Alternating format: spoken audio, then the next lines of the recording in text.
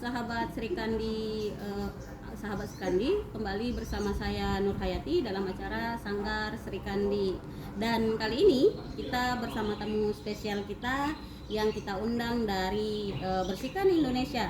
Nah, jadi Bang, acara ini tuh kita mengundang para penggiat-penggiat lingkungan untuk berbicara mengenai krisis iklim dan transisi energi. Oke, jadi sebelumnya Bang, bisa Abang perkenalkan dulu Abang Abang siapa dan dari mana? Oke, terima kasih. Yang pasti Sri Kandi Lestari ini juga pegiat lingkungan luar biasa. Itu yang pertama. Saya Asof, nama lengkap saya Ahmad Asof Diri. Saya bergiat di Tren Asia, tapi juga dibersihkan Indonesia. Gitu kali perkenalannya sih. Oke, iya, perkenalan yang segitu aja dulu. Nah, jadi begini Bang, Abang nih kan dibersihkan Indonesia nih.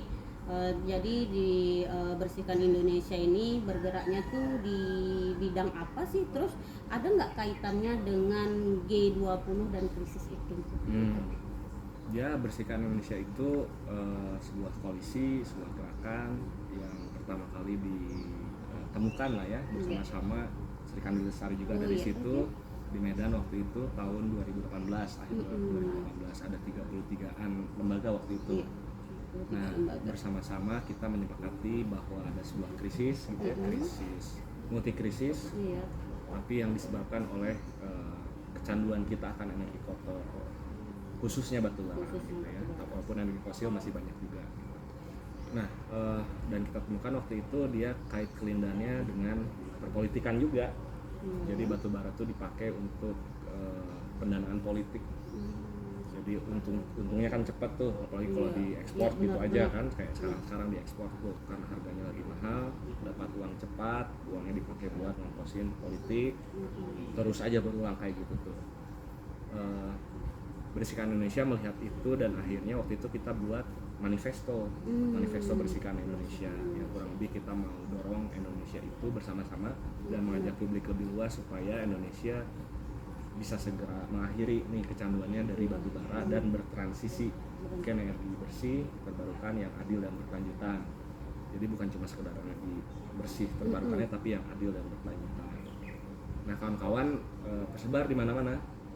Ada yang di Jawa, di berbagai tapak-tapak PLTU, di Sumatera di berbagai tapak-tapak PLTU seperti Sri Kandi di Pangkalan Susu gitu ya. Ada juga kawan-kawan di Kalimantan yang mengawal tambang batu bara di sana, dan bahkan kita mulai juga berjejaring dengan kawan-kawan di timur lah ya, di timur Indonesia dalam konteks bertransisi gitu ya, karena transisi ini jebakannya banyak. Kita sekarang lihat kalau di kawasan timur Indonesia itu banyak pertambangan nikel gitu, atau bahkan di Sumatera juga ada yang seng gitu di Dairi gitu. Banyak pertambangan sekarang sedang dieksploitasi besar-besaran untuk salah satu untuk transisi. Nah, kita mau transisinya itu adil dan berkelanjutan. Nah, kaitannya sama G20. Kaitannya. Jadi Indonesia ini kan udah dari lama sih, udah dari zaman SBY ya, dia bilang komitmen buat menurunkan emisi 29% dengan usaha sendiri, 41% dengan bantuan internasional, itulah yang dia bilang waktu itu. Kemudian di masa pemerintahan Jokowi ini kurang lebih dikomunikasikan lagi begitu, khususnya dalam konteks penutupan dini PLTU batubara. Penutupan dini PLTU batubara ini kata pemerintah waktu itu, mereka bilang ya kita bisa 2060-an, tapi bisa lebih cepat kalau ada bantuan dari internasional gitu ya, kurang lebih mereka bilang begitu tuh. Nah, kesepakatan itu mulai disusun.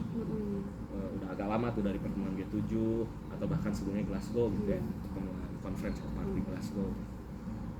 Terus bergulir dan diwacanakan katanya kesepakatan itu untuk pendanaan itu akan disepakati di G20. Jadi hubungannya G20 sendiri yang saat ini presidensinya Indonesia, yang kurang lebih itu kayak arisan lah ya. Kayak arisan ya, berkumpul. Jadi, gitu ya. Berkumpul terus ya giliran kamu kan gitu aja. Iya. Sebenarnya memang pindah-pindah. Gitu. Nah, Indonesia kebagian tahun ini, tahun 2022 ini itu di Bali kan.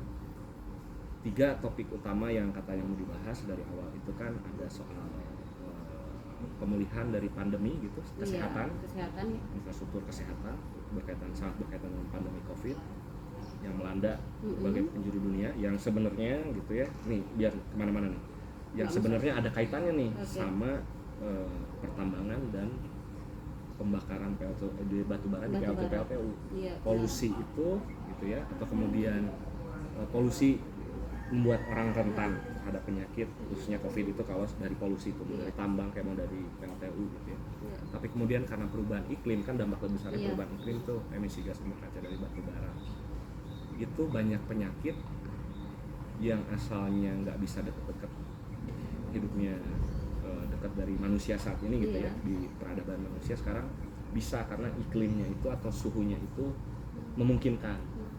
Jadi sebenarnya penyakit itu ya kita juga yang bawa, intinya begitulah. Iya, intinya Karena begitu. kita melakukan Benar. kerusakan. Udah ada beberapa kajian yang Mm-mm. tidak secara langsung tapi kurang lebih bilang bahwa COVID pun dimungkinkan karena salah satunya kerusakan lingkungan gitu ya. Kan itu zoonosis tuh asalnya sebaran itu dari hewan ke hewan. Terus ya akhirnya sampai ke manusia hewannya, Iya. jadilah sampai gitu. Atau laporan lain. Nah, itu soal pandemi itu satu urusan G20. Yang kedua itu soal transisi energi. Transisi Nah, energi. dibahas tuh di situ. Kemudian yang ketiga soal digitalisasi. Nah, setidaknya hubungannya tuh di situ dan tadi kesepakatan itu akan dibuat di sini. Cuma kita harus waspada, itu dia. Kesepakatannya macam apa gitu kan. Boleh lah misalnya Luhut bilang gitu ya, atau pemerintah bilang ini sangat menguntungkan, akan ada bantuan miliaran dolar segala macam gitu. Tapi harus kita amati ya buat rakyatnya gimana. Berarti bantuan dari luar negeri untuk kita gitu maksudnya. Harusnya, betul. Seharusnya Dan ya. salah satu urusannya itu untuk penutupan dini PLTU batu bara. Tapi itu yang nanti bisa kita kupas tuh, apa yang harus kita waspada. Oke. Berarti sebenarnya pemerintah itu telah mengakui bahwa batu bara itu memang sangat berbahaya bagi masyarakat dan bagi kesehatan ya Bang ya? Sudah sebenarnya, sudah beberapa kali terucap, cuma kan lain dikata lain apa perbuatan gitu lah ya. Iya, seperti itu. Karena memang banyak memang yang terus mengekspor memproduksi batu bara itu Betul. sampai sekarang Jadi ini. sebenarnya saya yakin kok, dan banyak juga yang udah mengungkap bahwa bukan cuma pemerintah yang tahu, korporasinya pun tahu kalau urusan bakar-bakaran batu bara ini, fosil energi ini bahaya. Udah dari lama itu, udah dari 70-an sebenarnya. Jadi mereka tuh tahu dari awal, dan oleh karena itu sebenarnya kita bisa bilang nih, kita kan sekarang krisis iklim dampaknya makin terasa.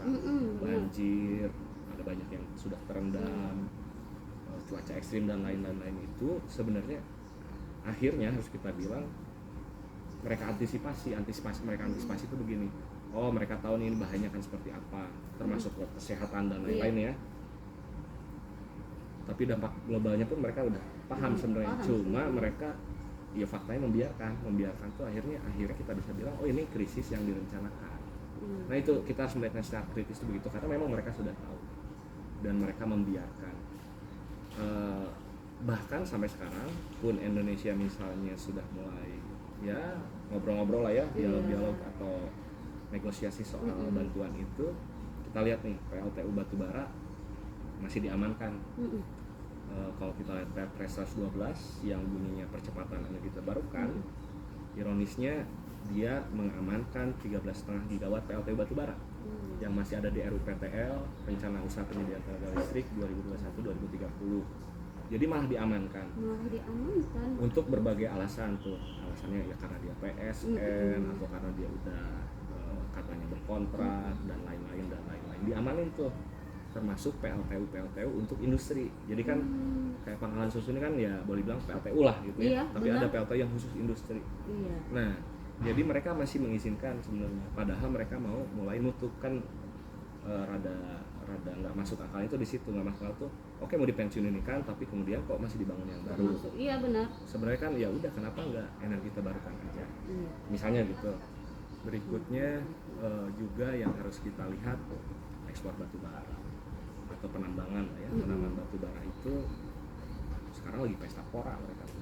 Udah dari beberapa saat yang lalu harga dunia, karena perdagangannya mengikuti harga dunia yang naik turun. Jadi sebenarnya naik turun kerjaannya si harga pasar itu kan, karena ada spekulan salah satunya ya, banyak yang dapat untung tuh dari situ. Sekarang harganya nggak tahu, dulu sempat 400-an, hampir 500, bahkan kayaknya udah sampai $600 per ton. Banyak dong keuntungan. Wih, banyak banget.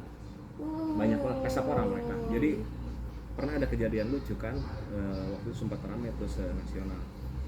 PLN Keuntungannya bang bukan untuk rakyat sebenarnya ya? iya enggak. Jadi gini, Ya, berarti rakyat pertama itu menderita sekali. Undang-undang Cipta Kerja tuh, sama undang-undang Minerbas paket lah ya, ada royalti 0% buat PLTU, buat batu bara gitu ya, industri batu bara yang melakukan nilai tambah. Iya. Kayak PLTU Mulut Tambang Iya. gitu. Terus kayak apalagi kayak gasifikasi batu bara, yang Gasifikasi aneh-aneh lah. yang sekarang mau digalakkan Persis. seperti kan? Mereka dapat royalti 0%. Padahal kan royalti itu ini lahan Mm-mm. punya kita bareng-bareng, dikelola oleh pemerintah. Harusnya ada dong buat Iya, didistribusikannya. Iya benar. Tapi ini di 0% kan, itu satu. Yang Iya, kedua iya. pajaknya itu walaupun belakangan katanya mulai dinaikin lah, walaupun nggak signifikan kalau dibanding keuntungan. Berikutnya pajaknya. Jadi bayangin nih, ada perusahaan yang sebenarnya nggak butuh pintar-pintar amat, nggak Iya. perlu kerja keras amat kan. Apa sih pertambangan batu bara tuh garuk, nggak, usahanya kecil lah. Iya benar. Bahwa dia butuh beko ya itu lain cerita, tapi nggak perlu pintar gitu. Iya benar. Yang perlu itu dekat sama penguasa supaya dapat konsesi Iya, kan begitu kan. benar. Nah bayangin dengan bisnis kayak gitu, perusahaan terlalu keras gitu ya, bahkan seringkali licik, kronik gitu ya. Terus dia dapat untung luar biasa besar Iya. dari harga yang biasanya standarnya lah ya. Kalau di Indonesia itu kan buat dalam negeri untuk PLN, untuk pembangkit Iya. yang dimiliki PLN itu dipatok kan, ada kewajiban lah ya, kewajiban untuk setor ke situ 25%. Harganya tuh $70. Nah, jadi mereka akan harus jual gitu ya. Pertambangan itu ke PLTU kayak Pangkalan Susu dan Iya. lain-lain $70. $70 gitu ya. Tapi kalau mereka ekspor ke luar negeri harganya 400. Berarti ada 330 tuh. Wow. Nah, justru itu yang kita namain durian runtuh, atau kalau sekarang tuh lagi ramai windfall profit. Jadi untung yang ya tiba-tiba jatuh aja gitu. Tapi kan ini bang, masyarakat itu dapat yang $70 aja tuh udah rasanya bahagia kali, padahal untungnya lebih banyak ke Sebenarnya ke sana gitu kan, ke luar negeri, dan itu masalahnya. Pemerintah nggak berani majakin. Oh, berarti itu nggak ada pajak dari pemerintah. Pajaknya tidak progresif. Jadi harusnya ada yang namanya pajak untuk keuntungan windfall profit tuh. Durian runtuh aja. Nggak usah apa-apa tiba-tiba duitnya banyak banget, harusnya kan itu didistribusikan dan harusnya sebenarnya itu bisa digunakan tuh dananya itu kalau dipajakin untuk membiayai Indonesia bertransisi, termasuk nutupin PLTU-nya. Kan gitu aja. Benar sekali. Gitu. Jadi sayangnya pemerintah kita masih nggak jelas aja. Jadi mau bertransisi atau tidak gitu. Kok masih dipertahankan terus Iya, gitu. benar. Ada yang mereka bilang ya ini untuk kebutuhan energi kita yang harus meningkat. Iya, tapi udah lama nih Jawa sama Sumatera itu kelebihan pasokan. PLTU-nya kebanyakan gitu. Iya, benar sekali, PLTU kebanyakan. PLTU kebanyakan dan akhirnya yang bayarin ya kita juga lah. Ya kan kita bayar PLN, kita dikuti pajak, PLN nunggak gitu ya, atau kekurangan gitu, kemudian disubsidi oleh pemerintah. Memang subsidi itu dipikir duitnya dari siapa ya, dari kita Dari juga. kita juga, benar Jadi sekali. udah bayar tagihan listrik tiap bulan gitu. Sekarang juga dialirkan uang kita ke pembangkit batubara, ke pengusahanya lewat dari subsidi kompensasi. Kan gitu tuh, itu nggak adilnya tuh di situ. Terutama itu karena kelebihan. Harusnya ya udah stop aja sih. Gitu. Stop, tutup gitu. Ada alternatif pendanaan juga kalau nggak mau bergantung gitu ya ke pendanaan luar. Tapi pajakin tuh. Pajak tuh kan salah satu cara negara mengkolek dan mendistribusikan apa yang seharusnya jadi hak masyarakat kita.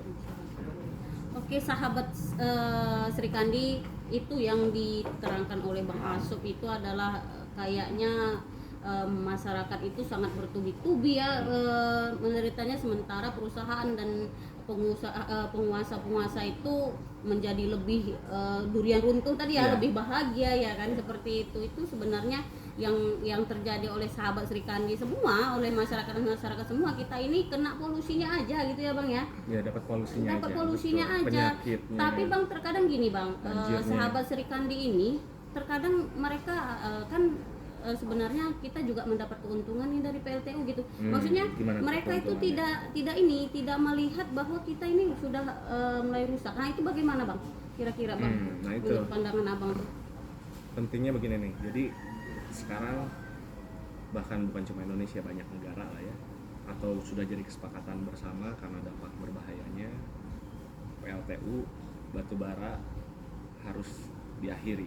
Batubara harus diakhiri. Harus. Nah ini Benar. urusan ini. Harus ini. Bayangin kalau PLTU mau ditutup. PLTU mau ditutup tuh urusannya banyak tuh. Karena barangnya gede gitu kan. Pertama ya dia harus nggak beroperasi, nggak boleh memproduksi energi lagi. Dimatiin tuh satu gitu. Kemudian berikutnya kalau dia mau, karena berikutnya pertanyaannya mau jadi apa nih? Iya. Apakah jadi dihancurkan dulu? Ada tuh praktek memang dihancurkan biasanya, mesin-mesinnya diangkatin, dibesi tuakan lah gitu ya. Tadi apa yang dilebur lagi gitu. Kemudian, nah ini yang paling penting nih, kan polusi batubara itu dampak polutan berbahaya tuh banyak tuh, debu bawah terutama tuh. Iya, di bawah. Abu bawah. Abu bawah. Itu kan tersebar bisa di sawah warga, Iya, bisa di laut, laut, iya, benar. bisa di sungai, Iya, benar. bisa di paru-paru, Oh, gitu kan, ya. jadi penyakit maksudnya tuh. Itu harus dibersihin tuh, harus dipulihkan. Harus Nah, dipulihkan ada ya, ongkos penyakit-penyakit itu. yang Harus udah lah. sama kita itu harus dipulihkan dari PLTU itu. Harus ada prinsip pencemar membayar, ada di Undang-Undang 32. Siapapun yang melakukan pencemaran ya harus membayar itu yang membersihkan. Nah, berarti ada kewajiban untuk memulihkan. Itu harusnya dilakukan. Pemulihan itu bahkan bisa termasuk, kalau kita mau hitung-hitungan lah ya, kan mereka hitung-hitungan, kita boleh dong hitung-hitungan. Misalnya nelayan gitu ya, nelayan susu. Nah, iya benar, nelayan pangkalan Kehilangan susu juga. pendapatan selama udah berapa tahun beroperasi? Pangkalan susu itu PLTU-nya itu dari tahun 2016 tuh. 2016 sampai 2022 berarti 6 tahun ya Bang ya? Tahunan. Nah, 6 tahun. Kan kebayang tuh sebenarnya pendapatan nelayan berkurang berapa tuh? Sudah banyak sekali berkurang Misalnya memang. bertambah Benar. berapa tuh kehilangan karena PLTU, karena pencemaran.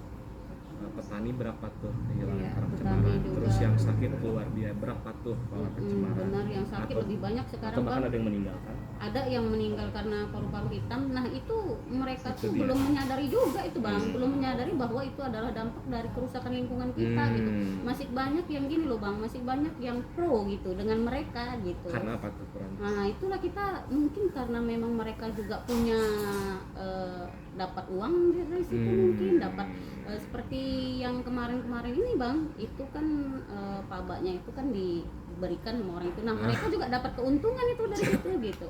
Ya kalau itu sih ceritanya, kalau faba itu dibagikan, itu ceritanya tuh memindahkan beban dan bahkan biaya. Jadi dulu itu kan sebelum Benar, itu, ada Bang. turunan Undang-Undang Cipta Kerja yang kurang lebih mengeluarkan faba gitu ya, Fly Bottom S, batubara itu dari kategori limbah B3, dan kemudian jadinya praktek gini, gila-gilaan. Harusnya dulu tuh dikelola kan gitu, ada Iya. ongkos buat ngelola supaya dia pasti mencemari, tapi supaya dia tidak terlalu mencemari atau Tidak lebih terlalu mencemari ya, supaya begitu ya. supayanya. Tapi sekarang malah dibagi-bagiin. Bukan. Nah itu yang harus disadari sama warga tuh. Faba itu terlepas klaim pemerintah dia bukan termasuk limbah B3, tapi kandungannya itu adalah B3, bahan berbahaya beracun. Iya. Nah ya itu perlu edukasi lah ke warga, bahwa misalnya oke, karena dapat uang, mungkin kita lihat yang gini, kalau dari sisi manusiawinya kita lihat ya, warga mungkin ada yang merasa ya udah gitu, saya bertahan terus saya mau gimana kan gitu ya. Perlu berbagi dengan mereka bahwa sebenarnya gini kan, keadilan itu salah satunya adalah soal distribusi. Selain prosedural lah ya, prosedural itu maksudnya ya harusnya warga diajak dulu dari pertama, harusnya diminta persetujuan dari PLTU dibikin di sini. Iya, persetujuan Harus dengan dikasih PLTU. tahu dulu atau diberi dikonsultasikan dulu lah ya, harus informasinya harus lengkap bahwa Pak, PLTU ini bahayanya karena ini 2, 3, 4, 5 gitu. menurut bapak boleh atau enggak, kalau dilakuin itu nggak boleh. Nah biasanya mereka lewat tuh, jadi secara prosedural nggak adil. Kemudian Iya, nggak secara ada itu. nggak ada ya. Nggak ada dibilang kalau PLTU itu akan berbahaya, nggak ada. Betul. Yang dibilang adalah PLTU nanti akan membuka lapangan kerja, anak-anak kita akan bekerja seperti itu, makanya disetujui lah. Oh kita nanti Itu namanya akan tipu-tipu, makmur seperti itu, dan bahayanya itu tidak disosialisasikan Ya, itu sama namanya mereka. tipu-tipu, Kak. Nah itu seperti itu Nah Bang. berikutnya yang kedua itu kan harusnya soal tadi itu distribusi. Aduh. Kalau misalnya warga dapat uang berapa biasanya dapat uang? Taruhlah berapa biasanya? Itu sih saya kurang tahu sih, cuman Tapi yang jelas gini, keuntungannya itu kan mereka kan dibagi itu, artinya mereka warga itu berpikir gini, iya daripada aku beli tanah timbun nih yang harganya mahal nih, nggak apa-apa lah aku ambil aja lah, orang gratis kok, paling ongkos motor 100-200 nya gitu. betul, itu yang harus Tapi gitu. mereka tidak menyadari bahwa Bahaya memang banget. karena kan sosialisasinya mereka memang melakukan sosialisasi yang dari abang bilang tadi, klaim dari dari pemerintah mengatakan bahwa B3 itu tidak berbahaya gitu kan. Jadi namanya mungkin memang kurang edukasi, mereka kurang mengetahui bahwa memang tadi seperti abang bilang bahwa B3-nya itu sudah diklaim sama pemerintah tidak berbahaya, tapi kandungannya tetap berbahaya. Betul, ya kan, itu Bang? dia. Nah justru itu kan, ini malah mindahin ongkos nih. Jadi yang bayarnya itu warga, iya dipakai nimbun rumah, Iya, tanah gitu ya. benar. Tapi kemudian kan air sumurnya, air tanahnya itu meresap tuh. Iya. Itu bisa mencemari air tanah. Air tanah ya. Ruginya nanti di air tanah gitu kan, salah satu gitu. Plus gini, untungnya gede mereka itu. Oh gitu. Gede, ya mana kalau nggak untung gede mereka nggak mau lah gitu. Kan gitu aja. Iya, Untungnya benar. gede, tapi Saya pernah itu mengatakan seperti itu ya, nggak mungkin itu mereka perusahaan itu mengasih gratis kalau mereka nggak dapat untung. Dari mana mereka untung ya gitu, itu Bang? kalau faba itu kalau mereka lepas mereka nggak keluar ongkos. Iya, tapi benar. tapi di saat yang sama nih liciknya tuh ya, boleh lah bilang licik ya, di saat yang sama untung mereka dari PLT itu harusnya bisa buat ngongkosin ngelola faba, ngongkosin buat mencegah pencemaran, Iya. ngongkosin segala macam, cuma nggak mau. Bukan licik, serakah Iya, serakah ya. gitu. Iya, benar. Bisa warga diajak ya mungkin berbagi bersama gitu ya. Ini loh sebenarnya kandungan faba. Ini bahayanya kalau faba dijadiin tanah urugan. Gitu tuh. Banyak kok kejadian di mana tuh, salah satunya di Jawa Timur, di Wakardowo. Kejadian ya kayak gitu. Dan warganya akhirnya kesehatannya banyak terdampak gitu. Nah, seperti itu sahabat Sri Kandi. Sebenarnya limbah B3 itu yang diklaim oleh pemerintah tidak berbahaya, ternyata tadi ada ya buktinya ya di Jawa Timur ya, Bang. Jawa Timur dijadiin Jawa tanah, Timur di dijadiin Wakardowo. tanah, kesehatannya itu lebih berbahaya. Iya, air Makanya tanahnya sahabat tadi. Sri Kandi hati-hati itu dengan limbah B3 yang diklaim tidak berbahaya. Sebenarnya sudah pernah terjadi itu Ya. di Jawa Timur bahwa itu berbahaya bagi kesehatan. Oke Bang, kemudian Bang untuk Indonesia Bersih sendiri nih sudah apa saja sih yang sudah dilakukan terhadap krisis iklim di Indonesia itu aja deh sendiri? Ya, yang pasti kan sekarang tuh udah ada 46-an lah ya lembaga yang gabung, jejaring yang bergabung. Bersihkan Indonesia itu ya juga apa yang dilakukan kawan-kawan di berbagai PLTU batubara, di berbagai lokasi tambang batubara, atau di berbagai misalnya kampanye gitu ya. Iya.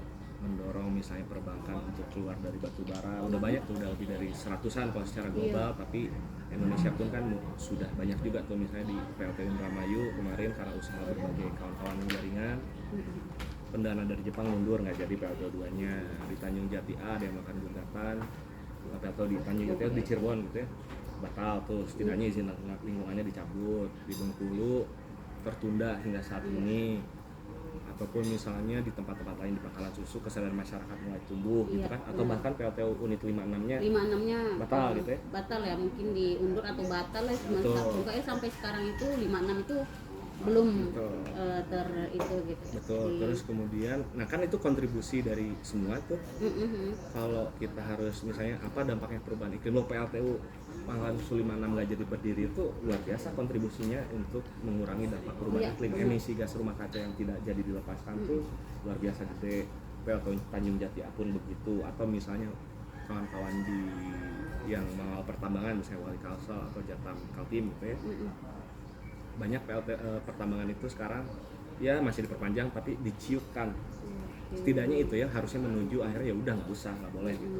Jadi sumber-sumber emisi gas rumah kacanya banyak yang bisa dihentikan, tapi di saat yang sama melalui kampanye bersama rasa-rasanya lah ya, mudah-mudahan begitu, kesadaran semakin tinggi. Iya. Kalau semakin banyak warga yang sadar, selesai itu. Iya. Gitu. Oke. Berarti Bersihkan Indonesia sini ini sudah banyak melakukan kampanye-kampanye dan Advokasi, banyak sudah advokasi, pengorganisasian yang memang sudah ada hasilnya gitu ya. Jadi kita juga pelan-pelan. bukan hanya untuk Bersihkan Indonesia aja ya Bang ya, kita juga masyarakat dan sahabat-sahabat Sri Kandi lainnya itu kita harus berjuang untuk Indonesia ini harus bersih lingkungannya, harus bersih, memang kita itu harus sehat, kemudian memang harus yang adil dan berkelanjutan gitu Adil Bang dan ya. berkelanjutan. Nah coba dulu Bang, adil Dan berkelanjutan tuh gimana? Adil yang berkelanjutan itu gimana sih? Ya, jadi kan sekarang lagi masuk ke tahap transisi lah ya. Iya, transisi. Dan kita harus hati-hati lah ya dalam konteks transisi itu. Transisi kemarin kita susun tuh ada 5 prinsip nilai dan 5 langkah strategis transisi energi yang adil dan berkelanjutan. Nah, prinsip nilainya itu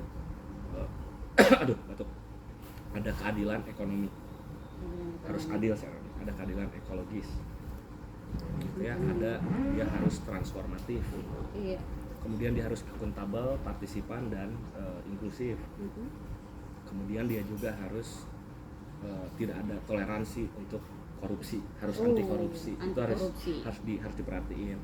Itu 5 nilai dan prinsipnya tuh. Itu ada 4 langkah strategis. Yang pertama harus dipercepat nih penutupan PLT, gitu kan. Penutupan dini tadi ya Bang. Penutupan dini harus dipercepat karena kan gini, waktu tuh relatif ya. Misalnya PLTU tuh mau dipensiun dini kan 10 atau 15 tahun lebih cepat, tapi kalau kita lihat dari perspektif warga mungkin bakalan susu misalnya masih oke, setidaknya lebih cepat, tapi kemudian masih 10 tahun tuh kan masih lama. Iya benar. Nah itu itu makanya harus dipercepat. Kemudian juga si PLN nih, perusahaan listrik negara, dia tuh yang bikin RUPTL tuh, rencana tuh dari situ sama SDM. PLN harus direformasi tata kelolanya itu dan kebijakannya itu supaya dia benar nih, karena ini perusahaan milik negara gitu kan. Kemudian juga dia juga harus langkah strategisnya itu soal implementasinya tuh harus bisa memastikan bahwa ada kebijakan gitu ya yang memastikan bahwa walaupun pemerintahannya berubah ya nggak bisa diganggu-gugat, pokoknya udah harus ditutup gitu tuh, itu harus dipastikan. Juga soal ya kan kita butuh kejelasan, misalnya kalau misalnya saya warga Pangkalan itu, dan di dekat saya ada PLT, saya mau minta ini kapan ditutup, kebijakannya mana, terus seperti apa dia akan ditutup, berkeadilan atau enggak, dibuka nggak akses partisipasi saya, kan itu tuh yang harus kita tanyain. Jadi partisipasi harus dibuka gitu, petanya harus jelas, dan itu harusnya berlaku buat semua PLT yang ada di Indonesia tanpa kecuali. Sekarang tuh baru keluar list baru 28an PLTU tuh di Indonesia ada 118an yang kita pengen kan, oke, bagus gitu, tapi kemudian mana komplit list yang komplitnya dan gimana akses publik sana gitu tuh. Minum dulu batuk. Boleh Bang, minum dulu. Sudah mulai itu ya, baiklah itu gitu. Jadi Bang, pandangan Abang lah tentang kerusakan lingkungan nih yang berkaitan dengan G20 itu sendiri dan transaksi energi. Ya, jadi G20 itu kan berdirinya kapan sih? 99 ya, pas krisis ekonomi. Krisis ekonominya tuh harusnya kita lihat lebih dalam, kenapa sih bisa krisis. Jadi dulu ada G7 cuma 7 ya? gitu, sekarang masih ada. G7 itu kurang lebih negara-negara yang kekuatan ekonominya paling besar di dunia lah ya, sampai di ini. Banyak kritik ke mereka gitu, karena kan mereka kurang lebih dengan kekuatan ekonominya itu seolah mau mengatur dunia, mengatur dunia gitu. Tapi kemudian mereka hanya sampai kepada krisis gitu kan, krisis ekonomi yang dampaknya luar biasa. Akhirnya mereka udah dan dikritisi karena mereka ini bertujuh ini seolah-olah yang paling jago tuh gini. Iya. Mereka bikin keputusan tapi keputusannya sangat luas dampaknya melebihi 7 negara itu. Kan mereka punya duit tuh, mereka bisa invest di sana, invest di situ, invest PLTU di sana, invest PLTU di sini, invest tambang di sana, invest tambang di sini, segala macam. Karena kritik bahwa keputusan yang mempengaruhi banyak negara ini hanya diambil oleh 7 gitu ya, seolah gitu ya, dengan kekuatan ekonominya, perdagangannya, populasinya dan lain-lain. Maju ke 20, bikin forum lagi tuh. Bikin forum lagi mereka ya, tambah Betul. negara lagi ya Bang ya. Betul, tapi kan yang harus diperhatikan ada berapa negara di dunia ini sekarang? 196-an ya. Iya. Ini tetap harus dikritisi kok 20 itu emang macam paling benar aja gitu ya. Itu pertama tuh. Maksudnya harus kan ya ada kedaulatan di tiap-tiap negara, dan bahwa dampak dari keputusan mereka itu harusnya juga sama aja, maksudnya harusnya juga apa ya, ada kedaulatan yang nggak boleh gitu ya, nggak bisa hanya atas nama ekonomi karena melebihi ekonomi yang terdampaknya. Jadi sekumpulan negara itu kayak begitu, dan sebenarnya kan mereka apa sih yang mereka lakukan kalau kita melihatnya secara kritis? Ya mereka berusaha melanggengkan industri, salah satunya industri kotor, karena dapat duitnya salah satunya dari situ. Amerika bisa kayak kenapa? Selain karena jago perang gitu lah ya, jagoan gitu, tapi kan karena minyak. Oh iya. Kan gitu tuh, energi fosil, sumbernya tuh dari dulu fosil tuh. Fosil juga ya Bang. Nah sekarang udah sampai pada titik, wih bencana nih kita semua gitu kan. Yang sebenarnya mereka udah tahu dari lama tuh, tadi balik lagi ya. Sekarang mereka kurang lebih masih ingin mempertahankan dominasinya. Nah itu makanya kita harus lihat atau kritisi transisi itu secara ketat gitu. Tadi prinsip nilai bisa kita pakai buat melihat itu. Jangan sampai misalnya transisi ini dibajak hanya untuk meneruskan dominasi itu, dominasi yang akhirnya hanya mengantar kita dari satu krisis ke krisis lain, ke krisis lain, termasuk krisis iklim. Kan gitu, yang harus kita bilang kan ini nggak akan bekerja gitu, sama-sama aja, dan bahkan dampak luar biasa itu nggak akan bisa mereka handle, 20 negara itu nggak bisa handle. Kita harus bikin tatanan yang lebih demokratis, baik secara global maupun nasional maupun lokal, termasuk di Indonesia gitu tuh, harus kita demokratisir. Jadi Bang, berarti kita sebenarnya sudah berkampanye itu banyak ya, cuman mungkin pemerintah ini tidak peka terhadap kita atau bagaimana ini Bang? Nggak peka boleh jadi salah satu ungkapan kita, tapi yang kalau kita mau lihat lebih dalam ya karena banyak yang berkepentingan. Oh gitu, Kan gitu tuh, benar. bisnisnya ya batu bara gitu, atau bisnisnya oligarki juga itu ya Bang ya? yang sering kita bilang oligarki gitu. Benar. Jadi nggak peka, dan ya ada urusan duitnya itu. Iya. Gitu. Memang sekarang di Indonesia itu sekarang masyarakat dibayar 50.000 aja udah pro ke sana seperti itu. Nah, itu dia. Ya itu yang pelan-pelan harus kita benahi bersama gitu ya. Di saat yang sama saya yakin kalau masyarakat itu nggak bodoh sebenarnya. Iya. Tapi kemudian jangan lupa nih, kita punya tagihan gitu, hak-hak dasar kita tuh dijamin sama konstitusi. Kan itu kontrak sosialnya ya. Jadi kalau sampai ada warga yang dikasih 50.000 mau tapi tetap tercemari setiap harinya, berarti hak dasarnya tidak terlayani oleh negara. Kan itu harus kita tadi tuh. Nggak boleh tuh sampai ada warga negara yang nggak punya martabat gitu. Sama Nggak seperti boleh. ini dia Bang, kemarin itu ada berkampanye, kami tuh di Pangkalan Susu itu para nelayan-nelayan gitu kan. Jadi PLTU itu mencari siapa nih koordinatornya nih yang aksi ini, koordinator aksi ini kan. Nah nanti koordinator aksinya itu dipanggil oleh mereka dan diberikan sampan seperti itu. Habis itu selesai seperti itu. Jadi sebenarnya masyarakat ini pandangannya itu karena mungkin duit atau apa seperti itu ya. Ya tapi kita harus lihatnya kenapa keadaan seperti itu terjadi. Iya. Kenapa kita diarahkan untuk saling bermusuhan antar sesama dan mereka senang sendiri kan gitu tuh. Benar. Jadi hal kayak gitu harus pertama kita pahami, tapi juga kita pahaminya kenapa dia bisa terjadi, kenapa situasi itu bisa terjadi ya. Akhirnya kita harus analisisnya lebih mendalam. Apa sih yang jangan-jangan itu desainnya kan gitu janjinya Iya. itu di sana ya. Udah kompak dikit kita tarik satu deh gitu, ayo pada pecah lo gitu. Iya, Kan itu tuh benar. itu taktik lama lah, itu taktik lama, maksudnya kita harus sabar gitu, memahami sebisa mungkin, memberikan penyadaran, tapi di saat yang sama kita tahu bahwa ini masalah struktural. Kita diposisikan untuk dipecah belah gitu. Kita diposisikan untuk saling berantem, untuk Benar. masalah begitu. Tapi pun takutnya akhirnya jangan berantem, jangan terpecah belah, kan begitu tuh. Ya sabar gitu, tapi banyak cara lah ya. Jangan sampai dipecah belah, karena kalau udah pecah belah ya selesai perjuangan itu. Dan mereka enak tuh makin melanggeng aja. Jadi kita harus melihatnya secara lebih lembut tapi juga lebih tajam. Gitu sih kalau menurut. Iya.